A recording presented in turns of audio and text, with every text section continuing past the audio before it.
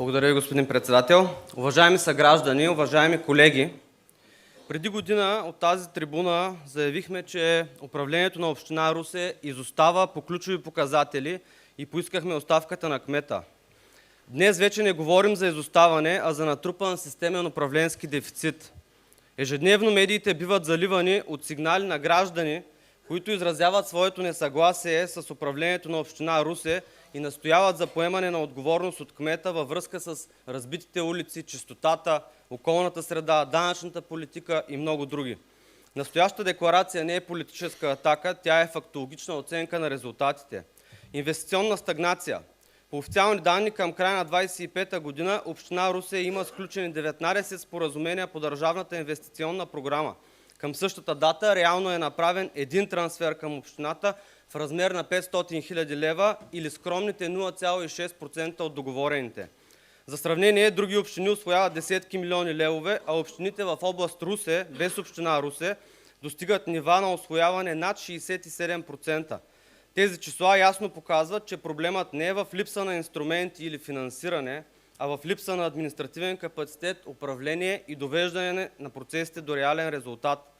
Налице е и провал в управлението и изпълнението на други инвестиционни проекти. Доходното здание, плувния комплекс в парка, основния ремонт на уличната мрежа с банков кредит. А капиталовата програма в общинския бюджет към средата на 2025 година показваше изпълнение около 14%. Това означава отложени проекти и пропуснати възможности за общината. Финансова нестабилност. Провал в политиката по местни данъци и такси. Отмененото от вас зониране и такса смет доведоха до криза с план-сметката за чистота през 2025 година.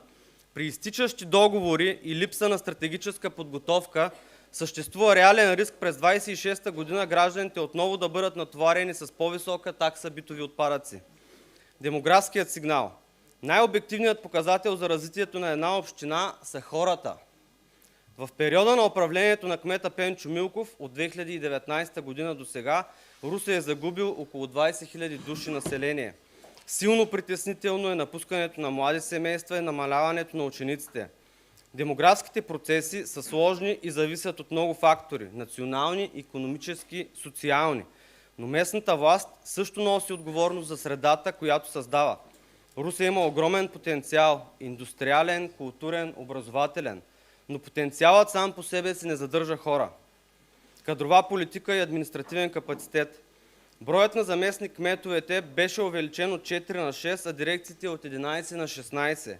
Разходите за управление нарастват, но административният капацитет не се подобрява и ефективността не се увеличава. Особено тревожен пример за кадрова нестабилност е кризата с длъжността главен архитект. В последните години позицията се характеризира с текучество и институционална несигурност. Показателен е и факта, че никой от гилдията на архитектите няма желание да кандидатства за тази позиция. Главният архитект не е редови чиновник. Той има ключова роля за устройственото планиране, контрола върху застрояването, архитектурният облик и дългосрочната визия на града.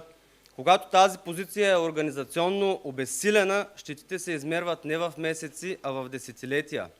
Кадровата политика в общинската администрация е пряка отговорност на кмета. Когато структурата се разширява, но ключови звена остават без експертен гръбнак, това е управленски избор и управленска отговорност. Играта на паркинги намери своето продължение чрез ултиматум на частна бизнес структура към кмета, последваното ултиматум към Общинския съвет. В нарушение на всякакви срокове и правила за вземане на информирано решение, Общинският съвет скандализира обществеността и постави Русе в негативните новини на националните медии. Скандалното поведение на кметския пълномощник на община Русе Константин Костадинов, който нарече протестиращи граждани шепа психично нестабилни, просто допълва цялостната картина. Кметът по никакъв начин не се разграничи от подобно поведение. Нещо повече, оставаме с впечатлението, че той го поощрява. Личен пример. Кметът Пенчо Милков говори за единение и публичност, а в същото време прави тайни срещи с избрани общински съветници по ключови теми.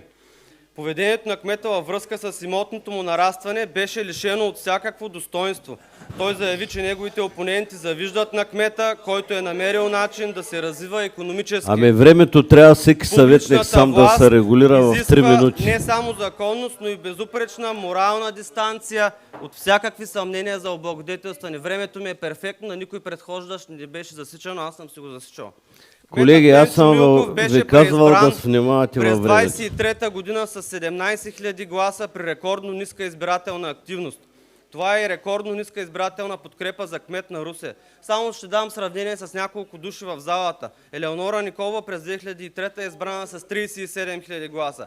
Искрен Веселинов става втори през 2011 с 27 000 гласа, а Божидар Йотов става кмет с 28 000 гласа. Управление, което съчетава минимална обществена подкрепа с натрупани управленски провали, не може да претендира за стабилен обществен мандат. В заключение, Русе се нуждае от активна инвестиционна политика, системни грижи за околната среда, професионална, компактна и добре организирана администрация, авторитетна комуникация с централната държавна власт, уважение към гражданите, лидерство, визия и поглед в бъдещето. Русе няма нужда от кмет, който заявява, че не му е работа да мечтае за бъдещето на общината, но намира време да се развива икономически.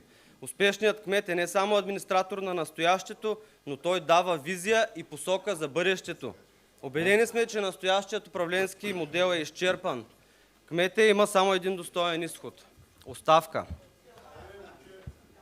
Господин Герасимов, беше ли ви удобно да ми правят на мен бележка и кога засичате време и какво става? Значи, от сега апелирам всеки да спазва 3 минути време, което му е отредено по правилник.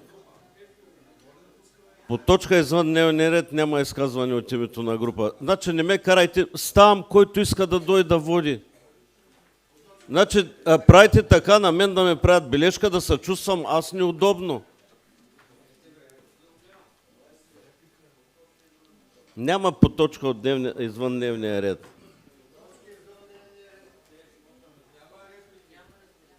Няма реплики. По точка извън дневния ред.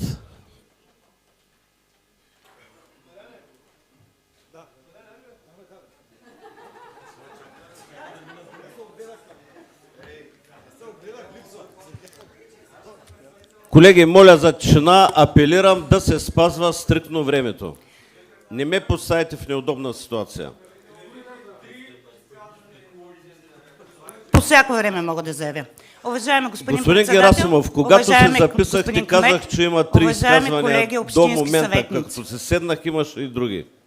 В този мандат наблюдаваме нещо, което е изключително притеснително за мен.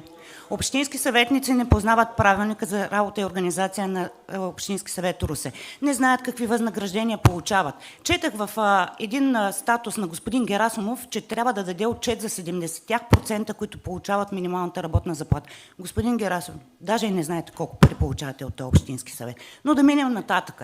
Мандата ще го докараме до там, че ще се учим, ще правим грешки, но някой ще ни назидава.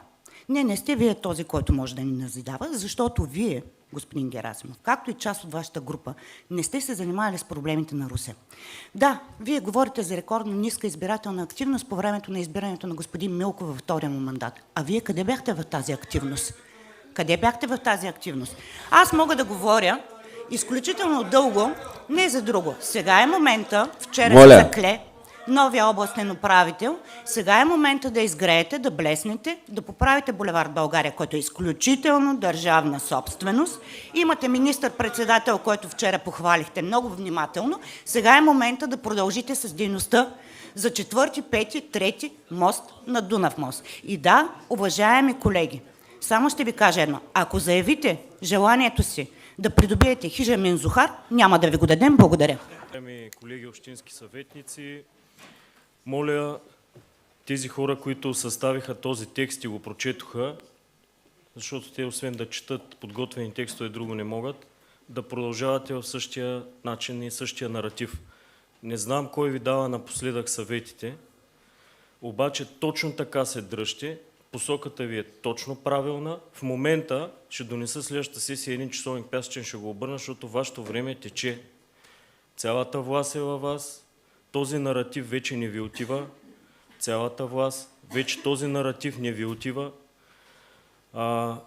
Община Русе миналата година отчете бюджет без еврофондове, без план за възстановяване и без проектите по приложение 3, 346 милиона лева. Когато станах кмет, беше 137. Всичко, което казахте, беше или невярно, или манипулативно. Моля ви, продължавайте в същия начин, както продължавайте да мобилизирате националните тролски ферми на вашата организация и на всичките НПО-та около вас.